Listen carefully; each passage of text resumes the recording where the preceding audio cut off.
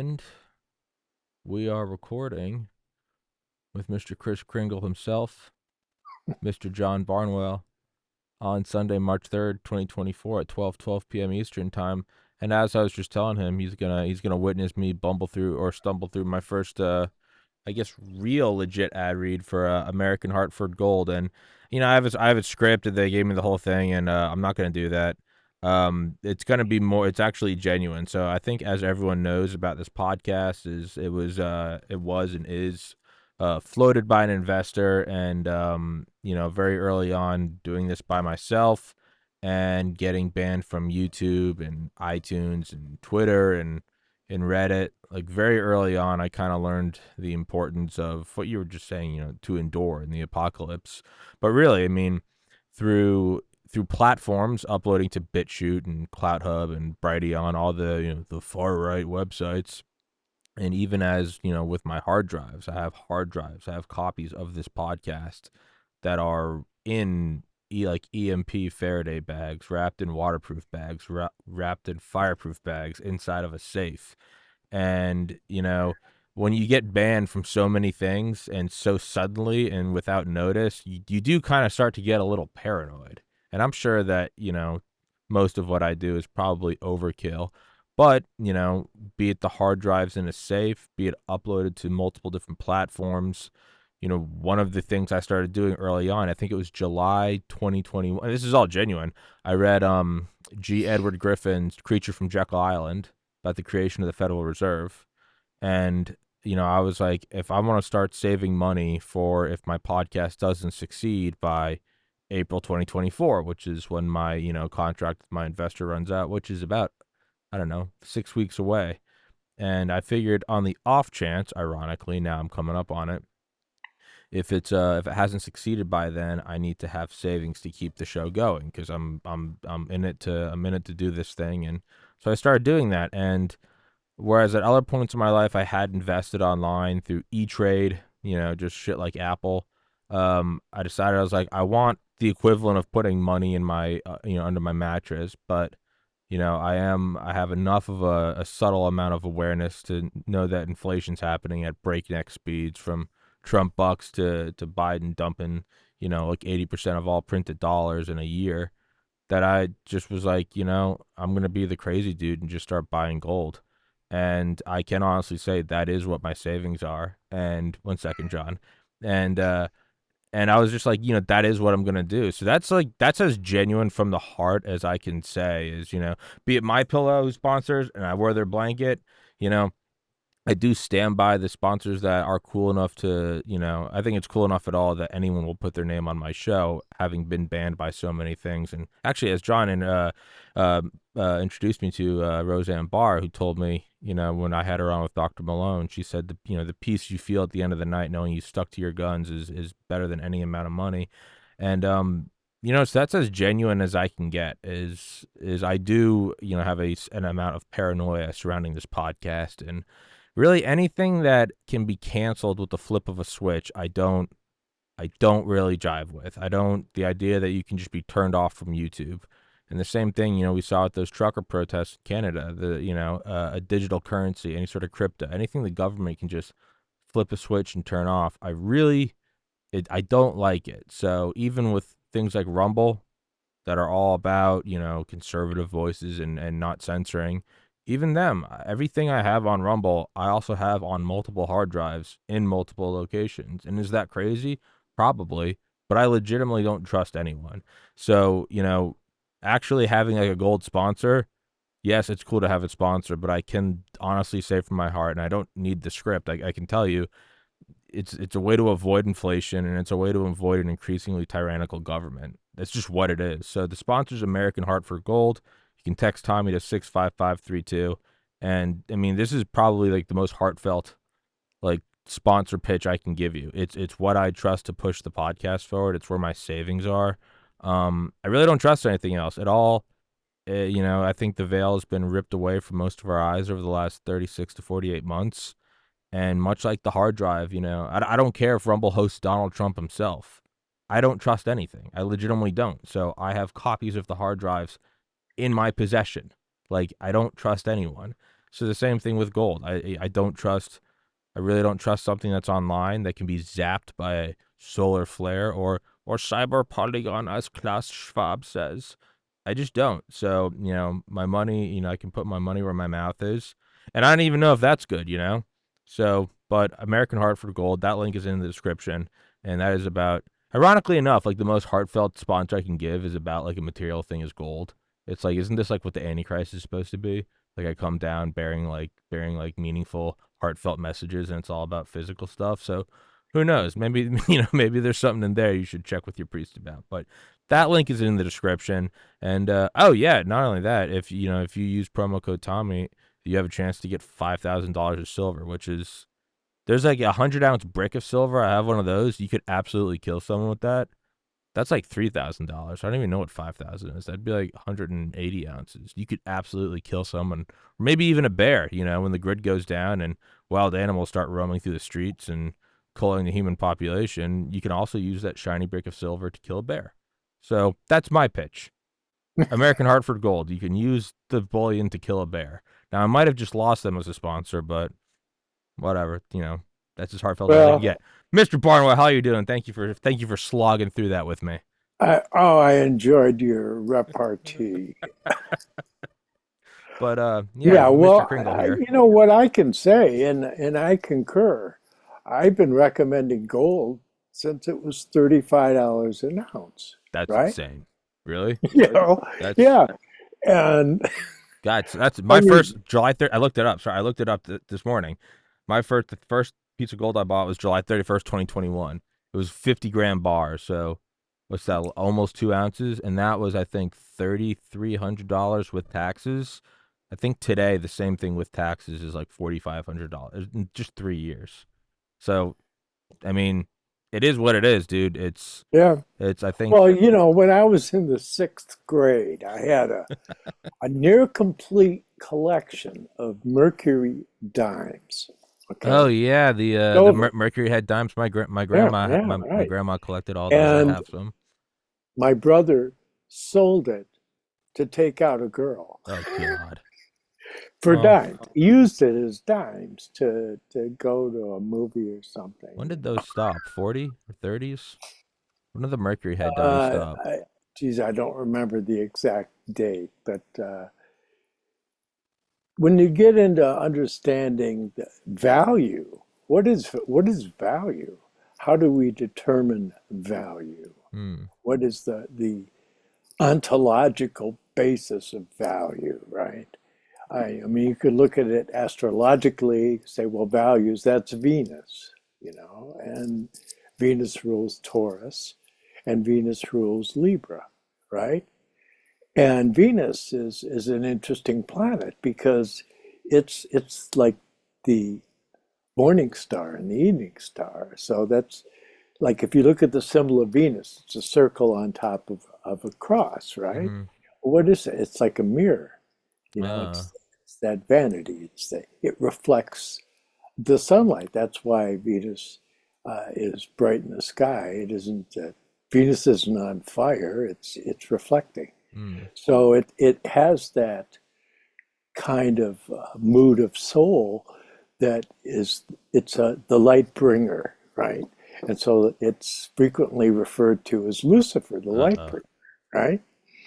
And the interesting thing about that is because if you get into Kabbalah in the Hebrew mystical tradition of the Kabbalah, you have that their word uh, that refers to Venus and this mystery of Lucifer is that it means brazen, okay, and brazen is like a reflective, Mm-hmm.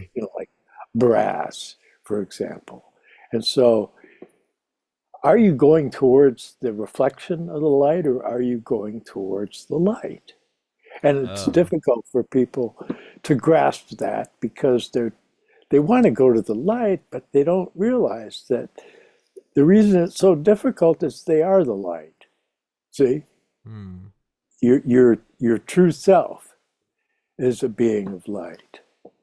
But if you haven't surrounded it with that musical realm of heartfelt warmth, it could be very, very cold and different and selfish. And Mm, so, what's going on right now? We're going through what a time frame that has to do with lies, mm, right? And but what are lies? That's like when you look in the mirror and you don't see a reflection because there's nothing to back it up, right? mm. And which brings us to gold again, because what do we have for currency? There's nothing to back it up. Well, other than the U.S. military, but that's not very heartwarming. Well, what it has to do with is go, well, I mean, you could work it that way, Yeah, but no, yeah, you're right. There's but nothing but there. what It's they're doing magical. is they're giving you the appearance of value, right? Because when they issue bonds, and then Yeah, the they full sell the heart, bonds. the heart was it the full faith and trust in the U.S. And for forever, you're like, yeah, the U.S. government, that monolith, and now you're like, it's backed by what? The U.S. government. You're like, yeah, I don't know. That's not really. That's So not. it's like, and but if you go back and I mean, because you brought up creature of Jekyll Island and all that, when we Geoffrey get Griffin. Yeah, down to the nub, as far as should you buy gold and silver? Absolutely. Why? Well, because of what he talks about yeah, in the creature of Jekyll Island. These people really are creatures, yeah, and they really they don't call you a consumer for nothing, yeah. but the thing is, you don't know is that they're the ones that are actually consuming. Yeah, they're You the know, parasitic class. Yeah, and I you're think like you're the guy with the shovel. yeah, Just, I think he says early in the book when they're all in Nelson Aldrich. It's such a great book. I'm gonna reread it. I think he says when they're all on like Nelson Aldrich's like private train car. He's like even yeah. war preparations didn't require that much secrecy, and it's like that kind of speaks so much. You're like, what are you doing that requires this much secrecy? Why is it not out in the open? What is war? You're Well, getting ready to kill, and it's more secret than that. It's the yeah. same thing. They're predators. And when you get into the corridors of power, you'll find that that's the manner of the proceedings. Mm, There's no minutes. yeah, it's it's what Baz says. I've had Baz on here. He's coming on tomorrow. Basil Baz. He's about 70. He's former special forces. Could absolutely, without a doubt, still kick the dog shit out of me. This dude's a machine. And he founded and runs the Association for the Recovery of Children, ARC, and he and a bunch of other former special forces guys. I mean, really are just like they are like living archangels. They are going around finding kids that are being trafficked for sex, and they go in and I don't even know what they do legally. I don't know if it is legal, but I think they go in and do what the authorities should be doing, and I'll just leave it there. Well, But they approach it like a bounty hunter. Really, what it is that I'm pretty sure they go you're in guns yeah, blazing. Yeah, yeah, and as yeah. well, honestly, as well as they should. They go into Mexico. They don't care. I'm like, Baz, is that legal? And he's like, I stand before God. I'm like, I love you. But he always says, there a lot of things in life are gray, but this is one of the few things where it's black and white. He goes, if you're in a trench coat and you're flashing people in like the middle of a city, like you're probably mentally unwell, right? But when someone goes to great lengths to cover their tracks, he goes, they know what they're doing is pure evil. And that's kind of where I come with. It's not that I think everyone's entitled to a degree of secrecy and privacy, but when it's Well, something as it public as money or, it who gets we're it gets a funding, little dicey it gets very because dicing. Well, because that's a public thing. It's who are we funding? You can't know. What do you mean I can't know? Who are we sending weapons to? Shut up. yeah. It's like, all right, Well, that's it gets into because when you start talking about what they're dealing with, I have a friend who was involved with that for many years. Now, I haven't heard from him, and you bring this to mind because I haven't heard from him. I used to run into him on Facebook, and then mm, he's not around anymore. And I wish him the best because I know that he was working in that fighting human sphere. trafficking. Yeah, Yeah. and so I hope that he's doing well. But if geez, if you just go to Scripture, better off with a stone A around your millstone neck. around your A lot of neck it, than to lay a yeah, hand on these little ones. yeah. Yeah. I mean, it It's is the the old perversion of millstone innocence. story. Yeah. It's that I'm sorry, but you can't do that.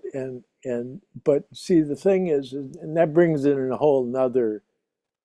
We didn't plan this talk, by the way. We're just kind of winging it No, here. I never. And I hate playing talks. We're gonna cover these topics. I'm like, just but I'd rather be shot. it gets into really some dicey areas if you want to explore the shadow side. What? Depends upon whether you want to talk about the shadow or you want to talk about the light. You want to talk about the thing itself or the thing that results from the way in which individual chooses to use that. And that's that whole Luciferic thing, is that when you allow selfishness to be your rule of thumb in your human endeavors, then what you end up with is a wayward path.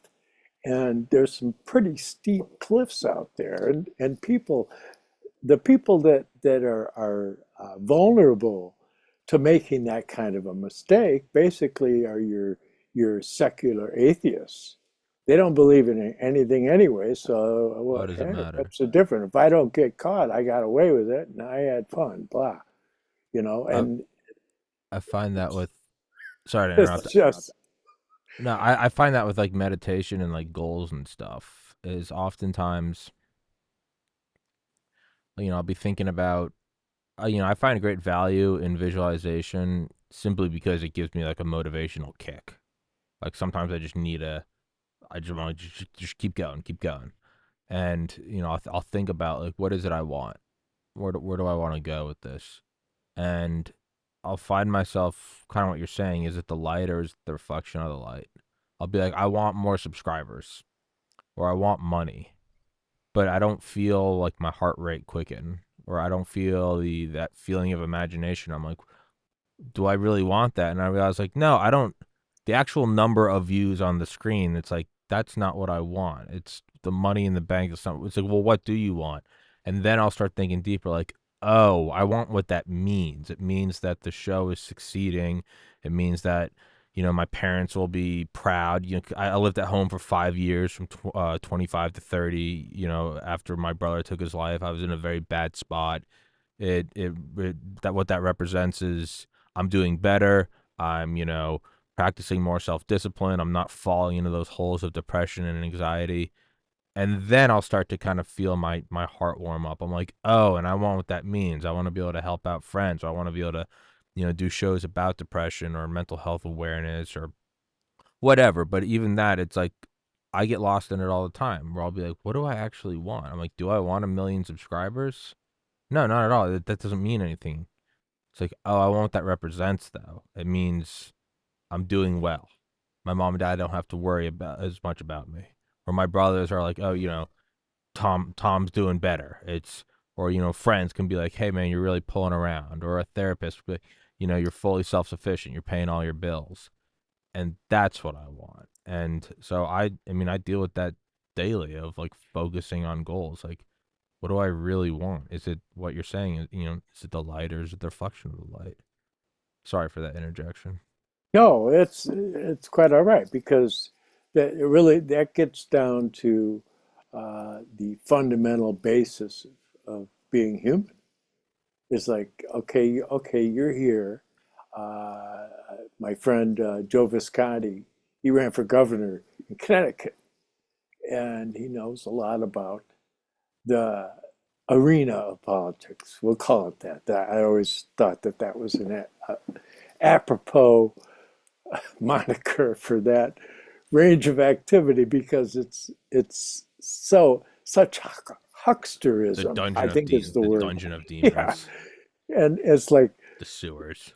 well, when Donald Trump is describing uh, when he ended up in Washington, he said, "I had no idea." Oh yeah, it's It's like when he went on so Oprah in the '80s. She's like, "Would you go into politics?" He's like, "I think it's a disgusting, shallow, like blood sport." yeah, Yeah, man, it right. is. It's the it's You're like, and you're you're slumming around in the I can sewers. appreciate that. I used to be in the music business, you know. Yeah. It's like what they asked, what's his name, Hunter Thompson. You know, he he gives this very disgusting description. I don't have the quote in front of me. Perhaps I could dig it up while you're yabbing, but basically he gives this horrible description. He says, but there's a bad side too. My favorite Hunter S. Thompson quote is he's like, I heard Richard Nixon's a cross dresser. And I go, where'd you hear that? And he goes, oh, I just made it up. Fucking Yeah, bullshit. Where'd you hear it? It came to me. I don't know. yeah, and so that gets down to the whole idea of the value of truth. That as you know, I used to study and teach Kundalini yoga, and I did numerous martial arts, Aikido, Tai Chi, Ishinru. And so through all these disciplines, they have, shall we say, adages that go along with it. And one of the adages of the Sikhs, of the Kundalini yoga tradition that I was so engrossed in for many years, is that if you say the truth, then what you say will become true. See? And so there's a certain Say that again. power. If you speak the truth, then what you say will become true. Gotcha. See, you give your words power. But see, I mean, go back and then you quote Jimi Hendrix, and I have to paraphrase because I don't have it in front of me, but he says, uh, when the power Power of of love love overcomes the love of power, overcomes the it. world will know peace. Yes, exactly. And really, that gentleman was able to dip into sources of inspiration most people don't run into every day. He did it by illicit means, mind you, but he nonetheless came up with some pretty good stuff. And so there's some pretty smart people out there that have been able to talk about these things, but it's important that you have to protect the falsehood too, because that is what free speech is about. Because how do you know it's false? I mean, I was just going through my notes this morning, and one of the venerable pontiffs, he's making the point is that, how do you know it's not true? And even if it is, it's a right that needs to be protected. Mm. Because unless you see, if you get into occult science, which, as you know, that's my thing, Christian occultism, and that the understanding of these things is based upon being able to appreciate and have wonder, awe, and reverence before the divine spiritual powers, really, because when you start to come to that kind of a way of approaching things, what it does is it enables you to deal with things that are realities. Now, if you don't believe they're reality, that's okay, don't, but if you do, you're aligning yourself with something that is just unbelievably powerful, because as Rudolf Steiner says, Christ is infinitely more powerful than the adversaries. And when you look at that, and if somebody's listening now and they're probably not a Christian, that's okay. I mean, you can get there just through the power of goodwill, but it's a difficult path. And so having Christ there to help you get there, it's a great relief for me. Mm. And for others, it's up to them. Like St. Paul basically says, and this circles back to when I mentioned Joe Visconti. Is that he likes to quote St. Paul. Paraphrase. You can do whatever you want, but not all things are helpful.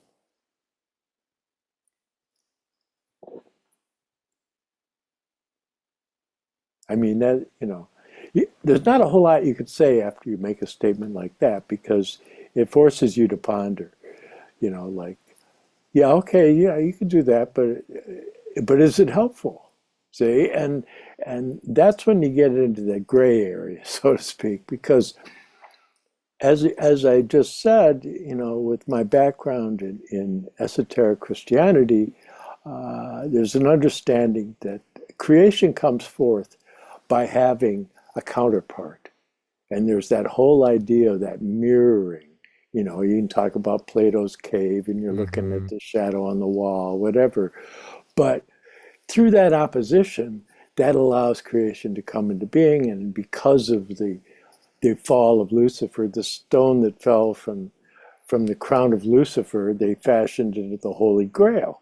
That there's that whole idea of being able to take that opposition and fashion it into something that embodies wonder, awe, and reverence. Mm. So you've taken and you've transformed the adversary, right? I, And that is the ultimate Grail quest. See, and then my things about that's my thing. Is the Arcana of the Grail Angel, yeah. it's up on my Shameless screen. plug, the link of which is Exactly. in the description. Yeah, I've got it. yeah, and the sequel, they're kind of light on the path, and like because that's my thing. You were talking earlier about storing it on all these drivers and all. Yeah, Mm-hmm. really, because I remember when it happened to Lee Stranahan. All of a sudden, he didn't have a show anymore, and he had videos of his kids and all this kind of stuff he can't replace, and it's just gone. It's When like, people tell me that I don't have any backups, I look at them and I'm like, what? yeah, Which doesn't matter, I guess, if you're just flinging videos up there. But I know people whose like livelihood is like they have a show or a program or something. They're like, no, I don't keep backups, it's all on YouTube, and I'm like, whoa. well, they It's like have to walking live on the tightrope dangerously. between the World Trade Center and But just I being like, imagine if you're just talking about how to give your dog a bath, well, you know, anything you're that's worth. saying, Well, it's the Teddy Roosevelt, right? I think it was Teddy Roosevelt. Anything worth doing once is worth doing well. yeah, Like if you're gonna do it, right? If you're gonna set out and when you're drawing something, it's like if you're gonna do it, don't fuck around. Do it well, and even when vacuuming the house. If you're gonna go through the like, all right, I'm gonna put down the phone, stop scrolling, get the vacuum, undo the cord, plug it in. If you're gonna do it, it's like vacuum it all. Get the corners, get yeah. everything. That's Well, kind of it's how I like view it. it's Is like the quixotic uh, George Gurdjieff. yeah, He said, if you could serve tea properly, you can do anything, right? yeah. And so it has to do with that self-reference. It's like, you like to make reference to be here now. Well, that's what it's about. It's like, and you go out in the world and you realize so often you're talking to people and they're like on autopilot. Hmm. It's like there's nobody, Yeah. they're not attending the dance. No It's like, one's minding the store. hello, knock, Yeah. knock, who's there? That's that's that's I mean above all else that's why I meditate. Is it's good to focus your thoughts, have goals, try to connect with God and be grateful and all that good stuff. But above all else, there's always a moment like 20 minutes in where all of a sudden it's just I'm here. But Oh yeah, I'm here. And it's just sort of like what have I been doing since the last meditation 24 hours ago? You're like I've just been sitting on the bus, just not even paying attention like oh, here I am. Here I am. And now I'm like, now I'm here. And now I'm here with John. He looks like Chris Kringle. He has a beard that I'll never be able to grow. But I'm here. I'm feeling it. Versus, when people ask, like, how come I have to meditate before a podcast? I've done podcasts where I don't meditate. And sometimes I'll just come to halfway through the show. And I'll realize I'm going off on some tangent about World War One, and I'll just kind of stop. You could probably find the exact moment I stop and like become present. I'm like, oh, I'm sorry. I haven't shut the fuck up once. I'm like, sorry. Like it just, ding, the light just, the light bulb just, you're screwing it on, and ding, you're like, oh, here I am. Yes. And so, like lately, I haven't been doing many podcasts. As you know, I've done hundreds of them over on YouTube. I have many of them Deep behind enemy lines. stored on drives, but I just figure, well, if that happens, that happens. But I'm into more permanent store. Well, like you could see behind me, that's some of my books, Hmm. right? And I'm into books, and I was a rare book specialist for a Mm-hmm. great many years. I did a 4-volume bibliography of ancient Egypt and Egyptology and Mesopotamian studies and all of that. It's 4 volumes thick, and they're all this thick, So it's one of the largest private collections in the world that I catalog. And in looking at things, and my thing, of course, obviously from that you can see that history has something to play into it. Sure. And but of course, my work is for most of my life centered around the work of Rudolf Steiner, and Mm-hmm. which is really that's the most difficult subject you could study. I mean, given that it's internally consistent over 36 and a half feet of shelf I was space. gonna ask you what's the shelf space. I know you have Yeah, it off the top of your dome. 36 and a half feet. I mean, I only have about 16, 17 feet of his You ever works. thought about that number? 36 and a half, 36.5, 365. Yeah, yeah, that's well, cosmic numbers abound. It's like in I was reading this morning, Rudolf Steiner talking about the apocalypse. We mentioned that earlier, and where but St. John makes reference to the number, uh, and it's like but as days are as years, and you have to make conversions. But he talks about 1230, right, in the apocalypse.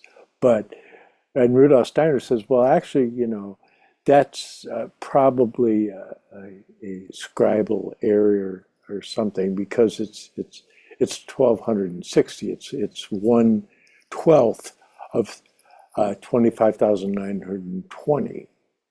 See, Do you mean the and precession of the equinox? the precession, the equinox, yes. Yeah, the equinox, it's equinox, it's not It's equinox. equinox. Yeah, like when you store your valuables, you're storing them as equity, Okay. not as equity. Equity. All right, I got it. Diversity, equity, and So inclusion. yeah, it's a,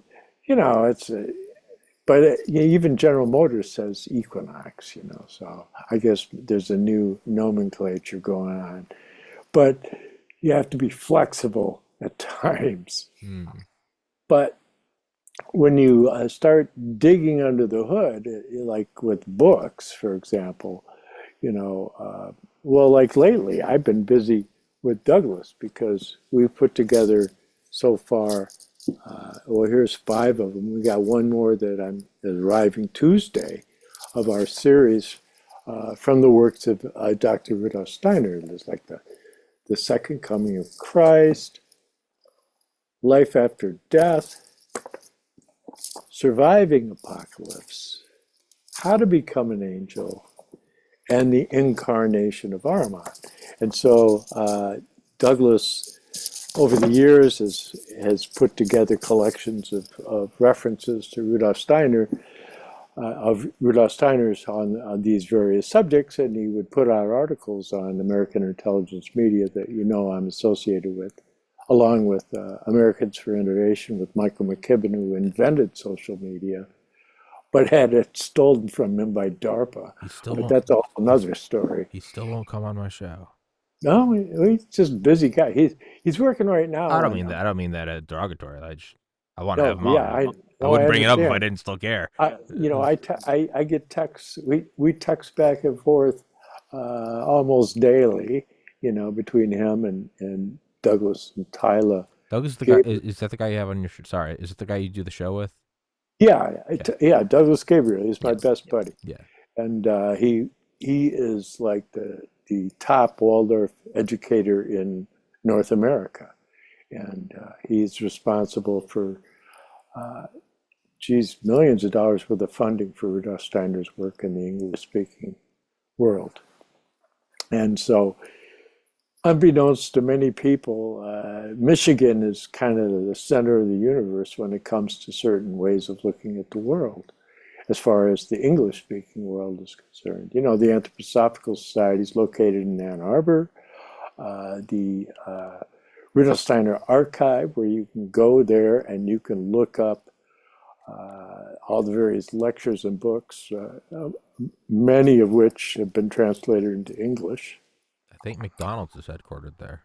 And that, well, they, We right were back, looking up this up last night on a video game stream. We are just looking up corporations. I think it. So but yeah, so the Rudolf Steiner Archive was, you know, in Grand Rapids, and now they're up in the UP, I you was know. wrong. Sorry, Illinois. But a lot has gone on in the Detroit area. You know, there's obvious things that people are quite familiar with, having to do with the auto industry and all of that. But my family, part of my family is wrapped around a lot of that on my mother's side, because my great grandfather built the Blessed Sacrament Cathedral and most of the Catholic churches and schools in the Detroit area back in the 20s, you know, and whatnot. But he's an interesting character. I mean, John Finn. I don't know if I told this story on your show. You've mentioned the I think cathedral before. Yeah, but I have it here somewhere. You know, I never know what I'm going to talk about, so I don't have my props set up. No, Anyways, I don't need it right now. but that's the best. Is neither of us have any idea what the next five Yeah, we're minutes just kind holds. of winging it. But This is the my favorite shit. Is but he was the you know, he did all that, and then he died, and they had a wake for him, and you know, there were people there. The Fords were there, and the Dodges and Fishers, and all these important industrialist types and whatnot, community leaders, you know. And Father Solanus shows up, you know. Father Solanus Casey, who's been canonized, was canonized by Pope John Paul II, and he shows up.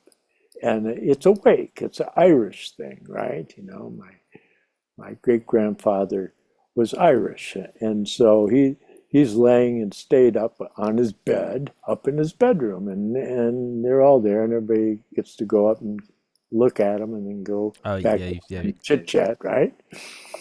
Like Finnegan's Wake, like James Joyce, right? You know. And Father Solanus shows up, and he goes upstairs, and he's up there about 5 minutes, and then my great grandfather's going, "Get me some water," and he came back from the dead.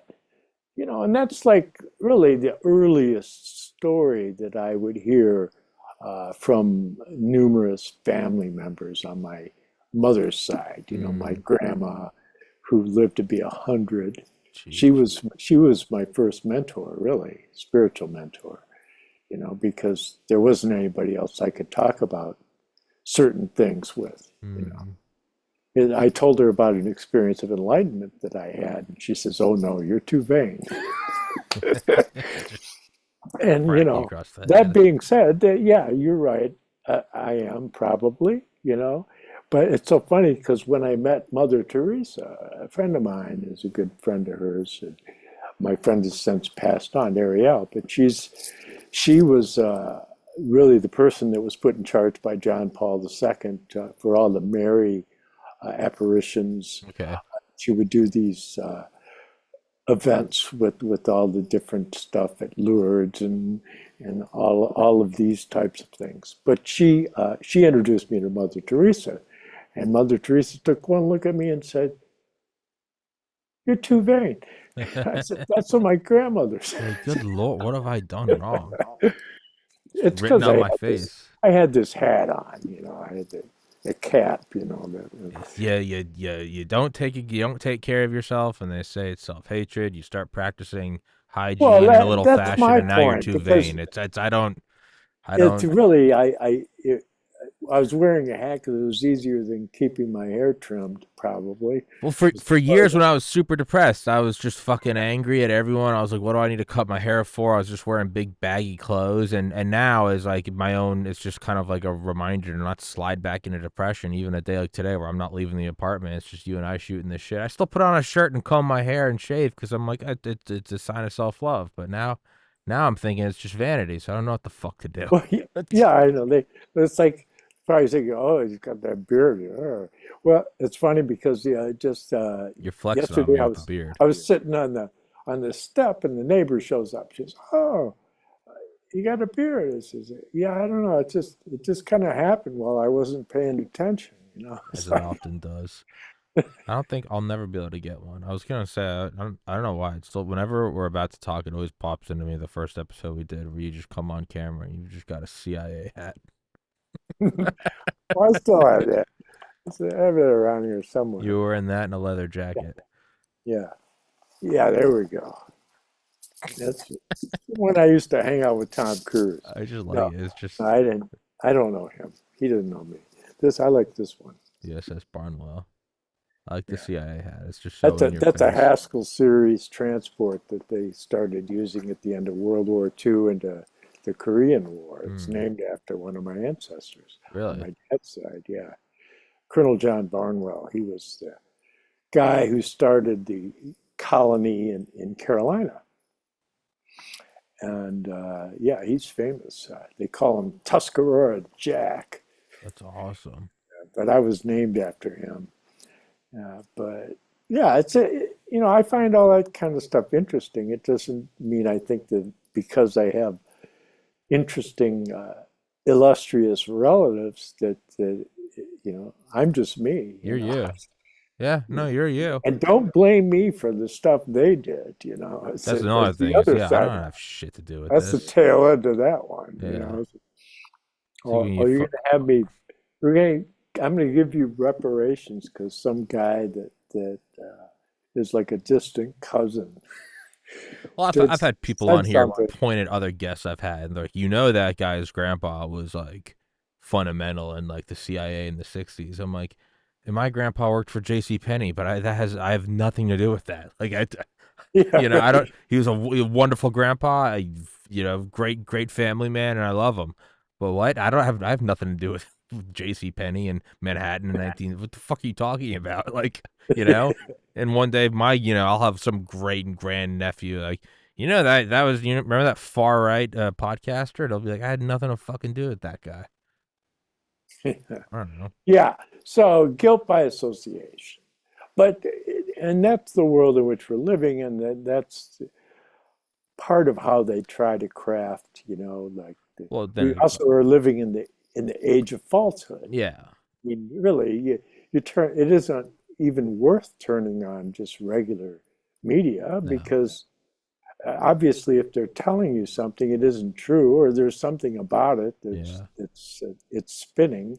And you can hear the spin. There's this whirring sound while they're Yeah. talking. No, it really is just sticking your head in mud. There's something so I don't know. Maybe I think I'm also probably biased because I get to talk to anyone on this show about anything, and I think I probably I'm maybe getting drunk on like pure truth that I don't think most people get to come near, and it's kind of become like a daily thing for me that I'm It's used to. happened for me. Mm. But yeah, and then when you do see the news, it's like Well, exceptionally going back to Gurdjieff, he had a group of people that he would travel around and visit different, you know, spiritual teachers and ancient sites and gurus and whatnot, right? mm, But they called themselves the Seekers for Truth. And they went around and eventually he came across the Sarmung Society, and it was this kind of Sufi order of tied into the Kwajagan Sufi tradition, and these guys that was the manifestation of seeking for people that actually, you've heard that there's this thing that certain people accomplish in their consciousness, and that was where he was able to encounter it in the most clearest part of it. Mm. But that being said, it gets when you get into the spiritual paths, it's very interesting because you have monotheism, and then you have what monadism, and there's two, and like Rudolf Steiner is very clear. He says you need both. But in the monotheism, what that ultimately does is because when monotheism came in with Abraham, it was approaching things from one way. That he was not, there's no graven images, there's none of this stuff with all these different deities and all that. We're just focusing on this one thing. And his basic approach is based on the life of the senses. So they don't have a specific referential cosmology mentioned within the Old Testament. Really, it's a series of laws that were put down that you just follow. You follow these laws, and that makes you one of us, kind of thing, right? And which is interesting because that whole idea, that whole branching into legalism, that really ties into the it's fascinating because these two separate sides of the Old Testament, because there's handmaiden Hagar, and Hagar is the Egyptian handmaiden of Sarah, and they wanted to have a child, and so Sarah had him have a child with Hagar. And Hagar, that ended up being the Ishmael stream. But that ties into the letter of the law, the tablets.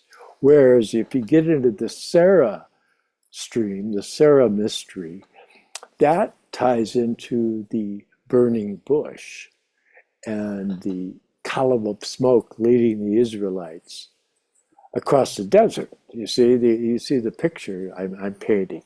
I realize that I don't have these gigantic audiences for when I talk because I tend to talk in the green language. I tend to talk in picture language, so that if you want to follow what I'm talking about, you have to imagine in your mind Don't that there's this process. don't don't never don't ever worry about the audience. This is you and I talking. Don't ever. Oh, no, I don't. Okay. I'm just telling you. I Okay. All understand. right. Some people are like your People, audience might not like this, and I'm like most I'm like people, fuck them. Who cares? well, most no, but I'm explaining an important Sure. point because see, the monotheism lends itself towards abstract thinking, which is that brain-bound, sense-bound type of thinking that Measure it. most people spend most of their time, and they don't branch out. They get into the thing about right brain, left brain. Well, there is that aspect of it, but the whole idea of if you could take in a moral way, right? Which that's difficult because as we know, men tend to be more like dogs. They have dirty minds. They spend an inordinate amount of time thinking about things that probably is not the most wholesome. But if you could struggle with these dragons, if you could be able to choose and not have it just that you're just a compulsion. What do? You live by compulsion. Well, that's no fun. If you're doing things just because you feel a sense of duty, that's not free, right? And the whole idea is to be able to manifest freedom. If you can freely express love, that's the highest human attainment, right? Hmm. And so that's my aspiration. I'm not saying that I'm anywhere near that, but I know at least A I've worthy figured goal. out that yeah, and unfortunately most people don't know they don't know. And they feel this emptiness. They feel like there's something missing. What's this big hollow space I feel in my chest? What is that? Mm. Well, there it is. See, and that's the Johannine path, the path of John. See, that's what, and it's not a club. There's no membership dues. There's no Sure. membership cards. It has to do with that. Uh, every day you try to do something for somebody you don't know that you don't You derive expect any anything in it, benefit yeah. from, It's one of the most right? satiating things to. It's a vulnerable thing to when you just express love, either literally and you say I love you, or it's just an act of Yeah, it's the it's ultimate. it's vulnerable. It's, yeah, you're putting your gun down. You're kind of you're the hostage negotiator, kind of hands up, like. But there is something wonderful. Yeah, it can almost be scary, but when it's not always reciprocated, but when at the very least it's received, there is something a little deeper there than really anything else you But can do. yeah, and ultimately, I just got a message You're good. from my cohorts, and I think that it's probably something worth looking at. Yeah, take it. See, Hey, let you me just you look look. at Aha, no it's you back up. you look at that. The the video the, I gotta go the piss real video quick. that we just did on the incarnation of Ahriman is back up on YouTube. So I just got that message from Tyler, and John, it's real quick, tell everyone how to get to your YouTube. I gotta go piss real quick. okay. We'll talk about that. And so, well, this most recent video that I did with Douglas Gabriel, Dr. Douglas Gabriel, from the works of Rudolf Steiner, The Incarnation of Ahriman, is available now. It just launched. We had to redo the intro on it, but so we already put it out now. Now it's out again in the corrected version, and do check it out. It ties into our first book, The Incarnation of Ahriman, and Douglas is the author, and I'm the lowly editor, but it's from the works of Rudolf Steiner, and Rudolf Steiner spends a great deal of time and energy towards trying to get people to understand the spirit of materialism, which is Ahriman, or what he's called oftentimes as Satan. And that's that whole negation that is something that is a very contemporary challenge. And so, because so many people had questions regarding that, that was the first video that we put out. But we're recording videos, a couple of videos for each one of the books. And so please check it out. And also, you could check out my YouTube channel. I have hundreds of videos on there. You can just go to YouTube and go John Barnwell 888, and that will get you there. But in working with Dr. Gabriel, it's so rewarding. As I said, he's my best friend, and we've been cohorts together regarding anthroposophy for about 45 years or so, and which is quite fascinating. I ran the Mayflower Bookshop for many years as the manager, and that brought me into a relationship with a great many people from all different walks of life and all the various esoteric paths. But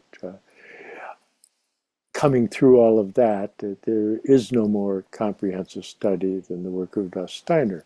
And my principal cohort regarding that, as I've said, is Douglas Gabriel, who was the leading person for fundraising for anthroposophical work in the English language and publishing books and starting Waldorf schools. He began the charter school movement here in Michigan, and so it's been terribly rewarding doing all of that.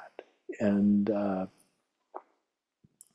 I think it's great when Tommy brings me on here to chat with him, even though sometimes I might get a little bit beyond the norm when it comes to addressing certain topics, but that's okay. It's healthy for there to be a step that's further than you've gone. As Robert Browning, what a man's reach should exceed his grasp, or what's a heaven for? And so you have to have something out there that's just beyond your reach. That's the way in the Stone Age. In ancient India, they would refer to the being Vishvakarman. It was the being, the builder, the manifestation of Vishnu as the builder. And it was just beyond their capacity to be able to bring into their consciousness clearly. And that's that whole idea of Vishnu as the preserver, and that whole abiding principle. And so within Rudolf Steiner's work, you see him move forward through history, and you see that this Vishvakarman impulse, that sun being, great sun being, comes closer to entering into Earth evolution in the Persian period, which is like 2,160 years, period after the Old Indian period. And then you go to the ancient Egyptian, Babylonian, Mesopotamian, Chaldean. A great many mysteries took place in that 2,160-year cycle. Then you get at 747 BC to the Greco-Roman period, and there you have the incarnation of Christ. So that being actually comes through the chain of cultural streams, and ultimately enters into the body of Jesus of Nazareth in the baptism. And that's the account in the Bible. That's what's taking place according to esoteric Christianity, that the Logos has actually incarnated into a human body. So the only being from the upper spiritual world that's ever incarnated into a physical body as a human is Jesus Christ. And so that's a very singular event. When they talk about the return of Christ, yeah, but he doesn't come back in a physical body. And if you got a guy coming along and he says he's Christ and he's a physical dude, well, it's not him, because a scale only has one fulcrum point. And the turning point of time was a very specific, a couple thousand years ago, or thereabouts. And if one can come to the first 14 verses of the Gospel of John is the meditation of the Johannine brother. And if you make that part of your daily practice, guaranteed, if you do it with wonder, awe, and reverence, over time, you will find that it will change your life. And there, you did your spot, I just did mine. No, whenever I have you on, I always mean to ask you, and I don't. Have you ever thought of? I think there's probably a decent amount of expenses going into it, and not only because I love audiobooks because I can listen to them while I run around doing other shit. Have you ever thought about narrating the Arcana of the Grail Angel? You have a legitimately great voice. It is hypnotizing. Well, yeah, I gave thought to it. It's a daunting task. But let me, like right now, I'm in the middle of reprinting my first book, The Arcana of the Grail Angel, Mm-hmm. the spiritual science of the Holy Blood and of the Holy Grail, a study developed out of the work of Rudolf Steiner of the underground streams of esoteric Christianity, which flowed from the Brotherhood of the Holy Grail to the Order of the Knights Templar and the True Rosicrucian Order. That's the subtitle. Yeah, And I know you got it off the top of your head. yeah, but included in there is a whole series of cosmological diagrams that, to a large extent, are based on hand-drawn diagrams across my desk many years ago that were done by Ernfrid Pfeiffer, who was the founder of biodynamic gardening, and he was one of the direct students of Rudolf Steiner. And he with ink and with watercolors, created these wheels, these cosmological wheels. And that's what I use as the basis of the explorations that I go through in the Arcana of the Grail Angel, where I use the 22 series of archetypes in tarot as a memory theater, as it's called in the Western esoteric stream after Frances Yates, with her book, The Art of Memory, and that during the Renaissance, that they would construct these memory theaters, a way of keeping your ideas organized, that you have all the various categories and you can classify ideas and keep them and do a comparative analysis of ideas based upon cosmological points of reference. And so if you can figure out what I just said, then you're halfway there. See, and so it's to me, that is what I'm working and have been working on for 50 years or so. I don't know. I can't even keep track. I first found out about Rudolf Steiner when I was in they called it junior high, now they call it middle school, but I was in I think the seventh, maybe the eighth grade, but so that would have put it back, way back in the 60s, and the gentleman standing next to me, because it was in alphabetical order, ended up becoming one of my best friends, Greg. And he was the grandson of the Polish ambassador to the United States. But the first day in line in gym class, they had us line up alphabetically, and he's standing right next to me. And I look at him, hi, I'm John, I'm Greg. He says, have you ever heard of Rudolf Steiner? And it was like it rang a bell in my heart. I hadn't heard of him, but it was like this resonance that it's hard to describe. But so my journey with Rudolf Steiner's work, I guess you could say, began there, whereas my spiritual journey as a whole began with, Get Me Some Water, my great-grandfather, the story that I hear from my mom and my aunt and my grandma and all that. But through the course of my life, I've had healings occur through the Christ mystery. There's absolutely no doubt on my part. Somebody else could have their own ideas about it. That's fine, but I've had things. I remember one time we partook of the Eucharist, and my friend Ariel, who I mentioned earlier, she was given a special permission to be able to serve the Eucharist. The celebration, communion, supper, the transformation, communion.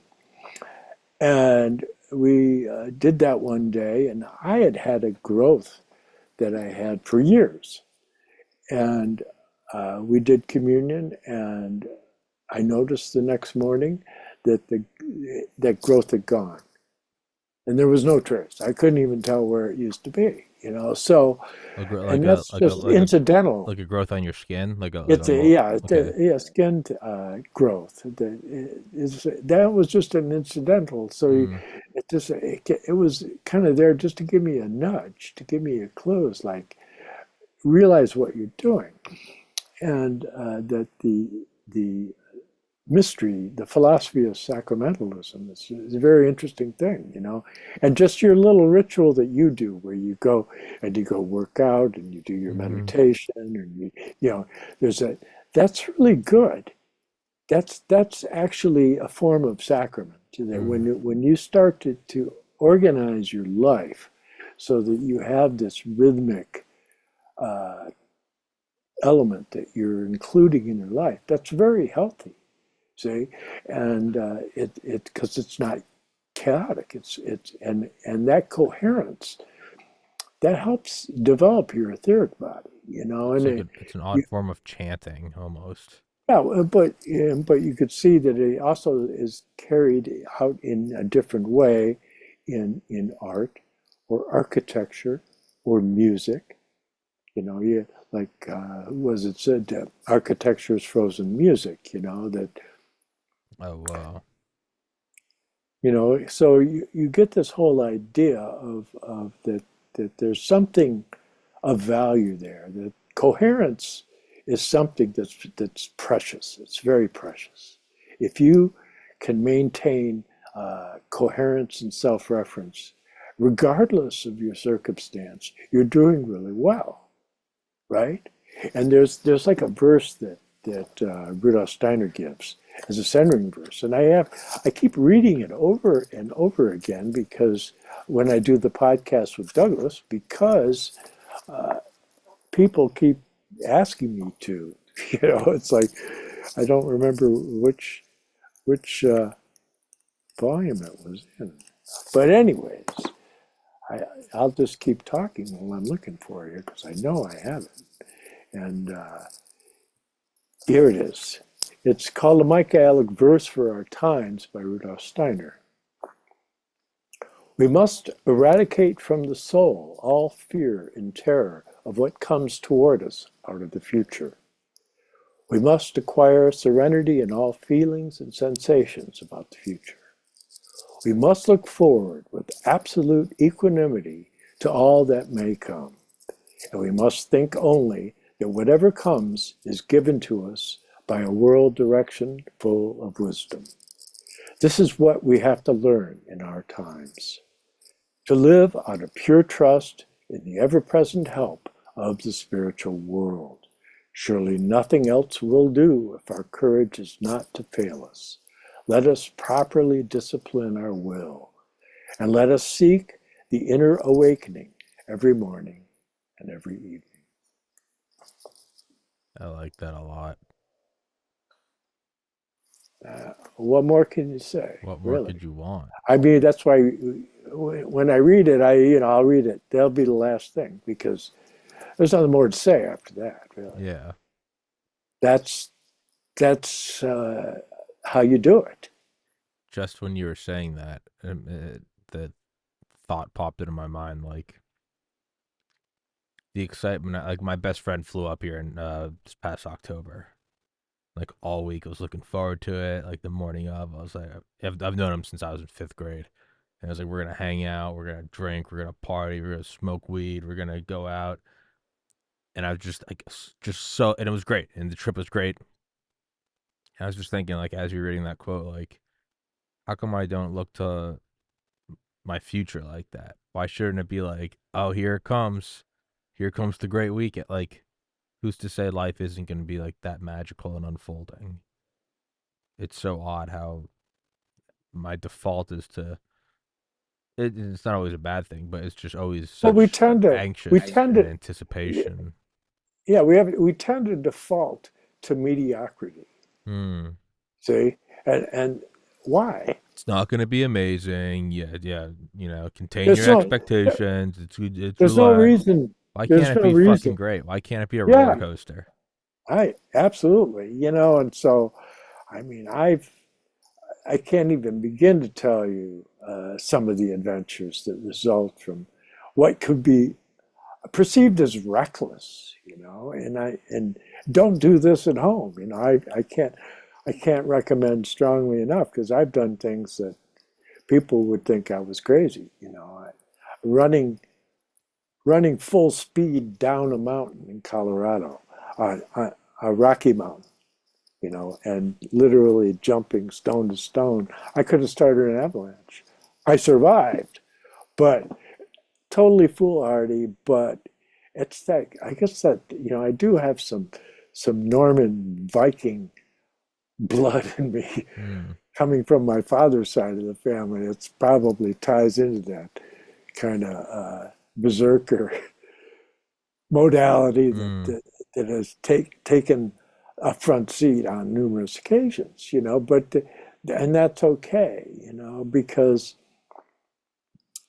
I made it through, right? Mm. But and so Rudolf Steiner talks about the German, uh, like the old early German, the mystery center at the what are called the extern stones, and there's these two big stones, and they would have this like rope going between. It was like a tightrope kind of situation where you had to maintain your balance, or you're going to die because it's just too far down. And it's this whole idea of the initiation and courage, and that to have the courage to face whatever it is, and that's that whole mood of soul, and that's a Central European mystery in general, and you have that whole idea, and so you have that's like the Grail quest, like the sword, is like uh, that's that sword of Michael, because that's holding down that dragon, that you're taking command of the situation. And really, the easiest way to hold down the dragon, laugh at him. He hates it.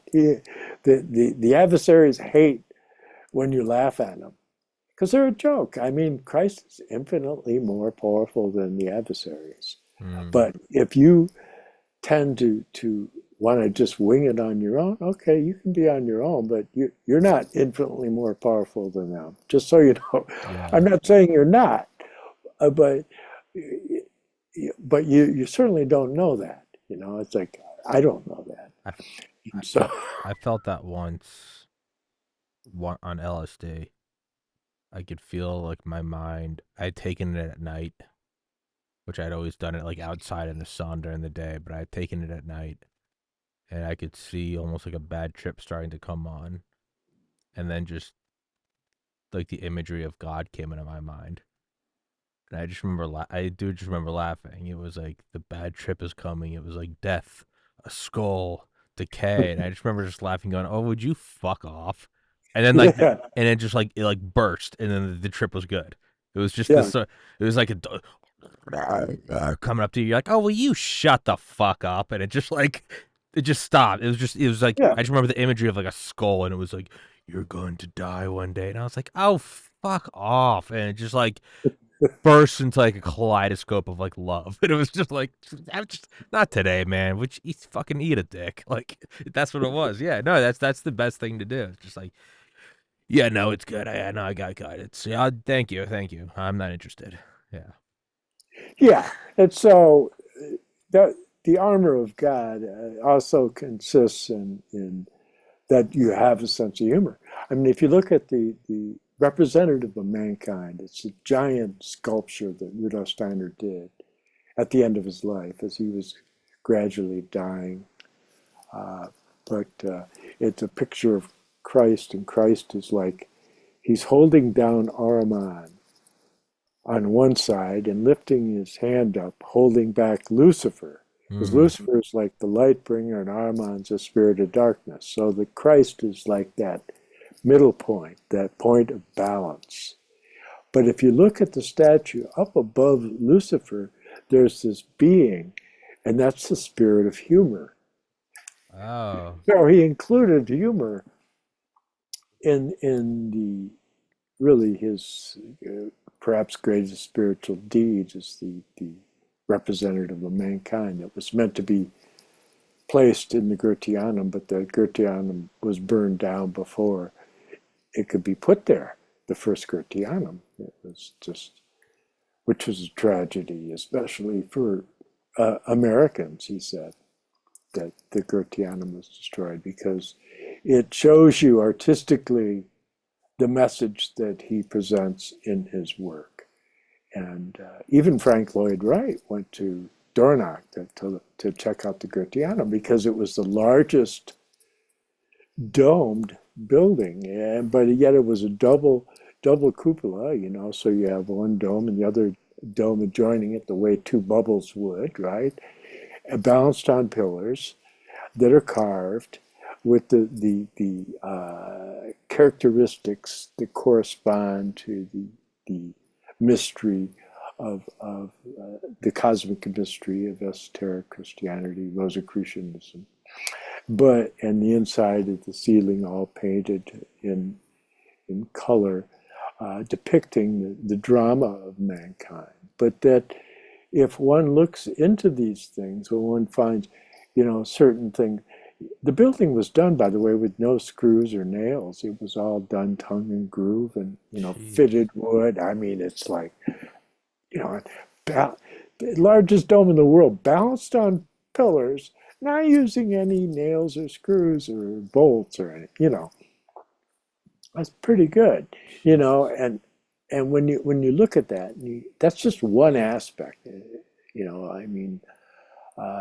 was said of him that if that's all he did, he would be one of the most significant people of the 20th century. It's just the yeah building of the Gratianum. But yet that was just one thing he Mm. did of many, with the medicine, the Waldorf education, uh, education development for handicapped, gardening. Biodynamic gardening was 25 years ahead of organic gardening. It's like based on putting the life back into the soil. It's like so there's these really vital things that Rudolf Steiner dealt with, and what Douglas and I have just tried to do is help people gain a point of entry because it's difficult. I think, Like I said, 36 and a half feet of shelf space. Okay, where do we start? I think about what you said about, your grandfather and then your friend. Have you heard of Rudolf Steiner and your first communion? And it does seem like it's like going. I remember once going into like a haunted house, and at the very beginning, there's like a guy there. He's like dressed as a zombie, and I just remember him being like, "None of this is real. Like, relax." And he was in there, and he's trying to scare you. But I just always remember like, no, like that guy told me, and none of it's real. And it's sure, go for the trip, go for the ride. It's scary, but it almost seems like if you do pay attention, there are almost little spoiler alerts. And I grew up Catholic, and then from like age 15 to 30, I was pretty hardcore atheist, and now I've completely flung back into praying and believing in Christ and all that good stuff. But I always think about my first communion, and it's and I mean, I've talked about a lot of stuff on this podcast. I think there's almost nothing about my life I've left out. Very personal stuff. I actually don't know if I've told this story before. I don't know if I have because one, I just don't want it to sound like odd or weird or self-aggrandizing. But I just always remember, being nervous about my first kid. You're a little kid, parents are Catholic, grandparents are Catholic, and you're like, I hope I don't fuck this up. I hope I don't trip. But I remember my first communion, and I just remember, going up and Amen, Father, Son, Holy Spirit, and taking it in my mouth, and I still to this day, I I, I can remember vividly, like as soon as it hit my tongue. I mean, that it must be like I'm not even kidding. Like I'm pretty sure that's like what heroin feels like. Like I don't mean to say that in a mocking way. I just remember like head to toe things I've only ever come close to with like deep meditation. Not even psychedelics though. Just a full head to toe like struck by lightning. And just like the warmest, it felt like getting into a hot tub. And I remember walking back to, and mind you, I'm like, I don't know how old, 7 or 8. It'd be like another Yeah. 10 years before I ever got drunk. So like, I didn't even know what a body high was. But I remember sitting and like feeling like I was like on like just like electric fire and just being like, and then I remember weeks later we had to, actually kind of interesting. You said Rudolf Steiner. I remember my teacher was Miss Steinert. Kind of odd. But I remember she was my third grade teacher, and we had to write about, what was our first communion like. And everyone wrote, and she said, don't show anyone. This is between you and God or whatever. And I remember the kid next to me, Jonathan. Yeah, we had to be in 7 or 8.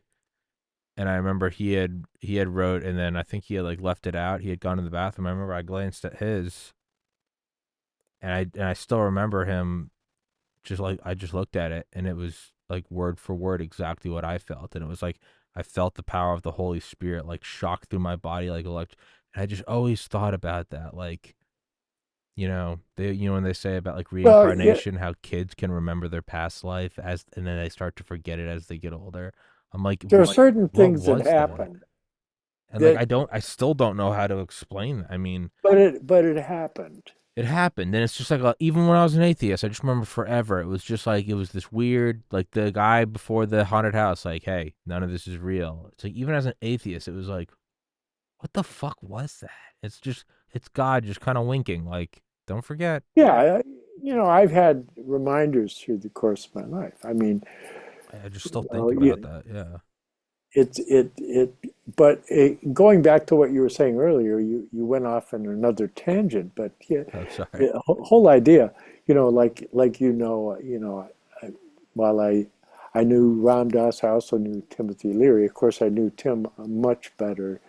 Ram Dass was just an acquaintance that I'd done some benefit Mm-hmm. poetry readings for, and he was very, very nice guy, funny, but Tim Leary, his whole thing was set in setting that Mm-hmm. that if you don't want to have a bad trip, then don't Don't do it in a bad trip spot in a or bad bad frame of mindset. mind, Yeah. Yeah. Yeah, and that's the long and short of it, but I remember a conversation I had with him when he came to the bookstore. It was the night after we went out to dinner. He took me to dinner down in Greektown in Detroit, and we sat there for hours talking. And he talked, we talked about his relationship with the CIA, and just on and on and on. But when he came in the bookstore, I said, I've been meaning to ask you this because I had this experience and I'd like to get your feedback on it. He said, sure, go ahead. I said, well, I don't know if I told you this story, but I was looking for a pencil in my Uh huh. band. I was in a rock and roll band. I told this story, Tell but a story again though for the I'll audience. tell you, yeah, because there'll be different people. And but I was looking for a pencil. It was a band house, so we didn't have a whole lot of It's pencils. like a frat house. It's just yeah. Yeah, it's like a frat house. It's like, Yeah. and I couldn't find this pencil, and I knew that I had it. And in frustration, I sat down in this chair over in the corner, and I popped right out of my body, and I was up by the ceiling looking down at the top of my head. And I thought, well, this is interesting. And I wasn't in the astral world. I Yeah. wasn't seeing like apparitions or Yeah. anything like that. I was seeing the what you would see with your senses, except I wasn't inside my sense uh, system, which is interesting. I had eyes, but I Yeah. wasn't inside of my eyes, Yeah. right? So, Yeah.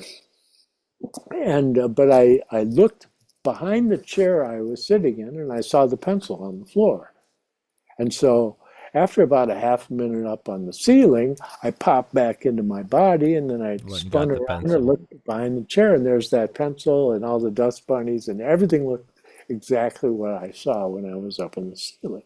I said, if given your ideas about neurology and Mm-hmm. the nervous system and senses and uh, uh, how would you answer that? He said, I can't.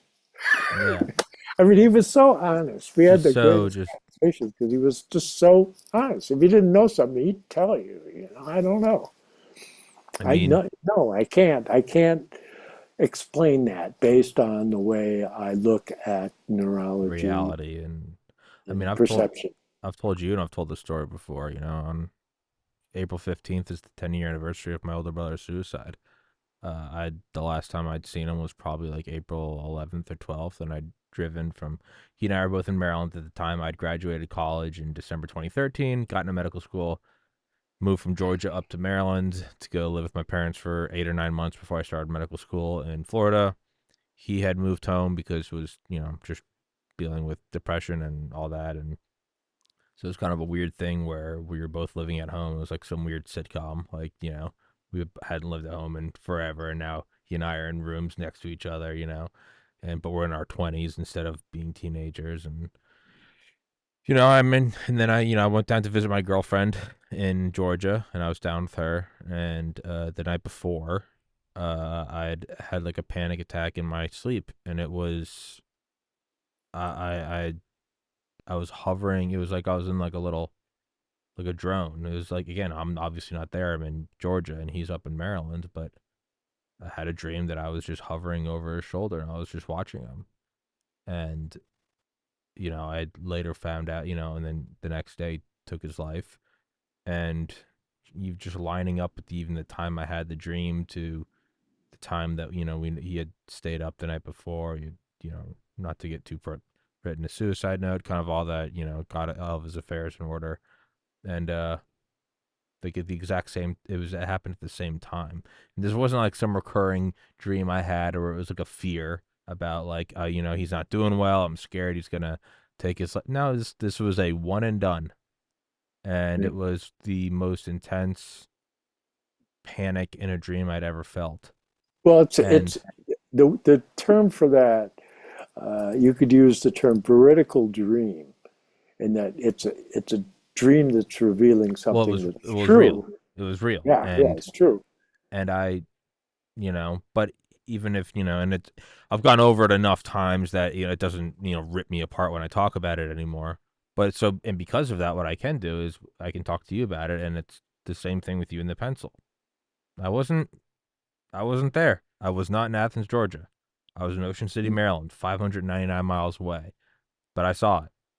And I Yeah, remember telling well, my therapist that once, and she went, "What do you think it that's is?" And I said, "I don't that's know." how that's how Rudolf Steiner's clairvoyance unfolded, really, because he was at the train, the office. His father worked for the train uh, company, and but he was in the office, by the hearth of in the office, because they had fires, because it was back in Right. Kralvik, Yeah. like in Serbo-Croatia, back during the Austrian Empire, right?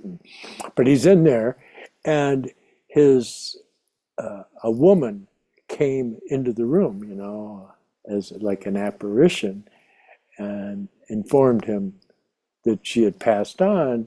And then he ended up finding out later on that woman was his aunt, and Mm. that she had passed away, and she had visited him on the way out. And I mean, and his clairvoyance unfolded. That's what opened the window for him, and so he from there you could can't see deny it. nature spirits and You angels, and you can't deny like what you yeah. saw and that was And he learned very early on not to talk to people about it, because I didn't he realized that they didn't all share this well clairvoyance with him. I didn't And eventually, when he was a young man going to Vienna to go to Realschule to go study, science and technology in Vienna, he ran into a herb gatherer named Felix, who turned out was also clairvoyant, could see nature spirits and angels. And that was how Rudolf Steiner ended up meeting his teacher, who he just calls M. But so these things, they're like, when I met Roland Kirk, he used to like to say, Roland Kirk, Rassan Roland Kirk was, he'd play like two, three saxophones at the same time, or a flute and a recorder through his nose while he's playing flute and stuff like that. jeez. He was blind, but he'd say, bright moments, bright moments. Hmm. It's what you said about him not talking about it. I mean, so this happened, I guess technically April 14th, 2014. I didn't tell anyone. I think I finally told my mom in 2020 because there's nowhere to go from it. There's nothing to do with it. There's no value in telling anyone that. If Well, they'll anything, just think you're goofy. well, yeah, that. But I mean, eventually, I was just like, this is like, I can't. I was dead sober. There's like no other way. And I don't know. I just had to say it. And it's now that I've said it, I feel more comfortable saying it. But it's just like, to me, I don't. that experience itself was not the best. One way to look at it would be like, all right, it was bad for me, but maybe my brother felt me. Maybe he wasn't alone, and that's a positive way to look at it. But if anything, I Yeah. look at it Well, as one thing that students of Rudolf Steiner are engaged in is reading to the dead. That interesting. yeah, Reading to there's the dead. yeah that there's uh, it happens in circles of anthroposophy where somebody passes across the threshold. So a group of people will get together and read Rudolf Steiner to each other and to, in the context of reading to the dead. And that it's a good thing. We talk about it in the life Life after after death. death. But I have to meet other Sure, challenges. sure. But this has been a good one.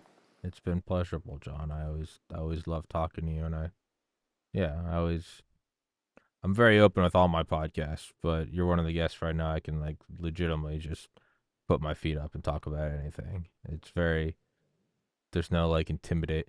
Like I'll tell that story about my brother, every once in a while, and it's always like I always feel like, oh, okay, I got to explain it, but to you, I feel like I just told it as nonchalantly as if I told you about like the shoulder workout I did today in the gym. Like I know I can talk to you about it, and that's probably the best compliment I can give you. So I appreciate that, dude. Well, that being said, may you live long and prosper. I just want to prosper. I'm not even worried about the time. 33, 90. My great aunt just passed away at 95. That'd be cool to live that long. I just want to live a good one, a fun one. And my grandma, I was talking about, she when she passed away, we thought she was like in like 80, Yeah. 89 or something like that.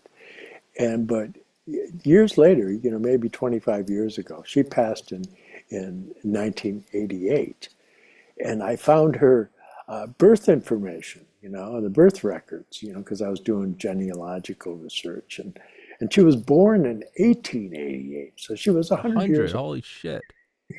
Holy shit. So she was, due to vanity, no doubt, that everybody thought that she was only 89. My, it's the same girlfriend, my ex girlfriend. Her grandpa lived to 100 every day, every morning. Giant cinnamon bun covered in icing for breakfast. Pack of Yeah, cigarettes a day.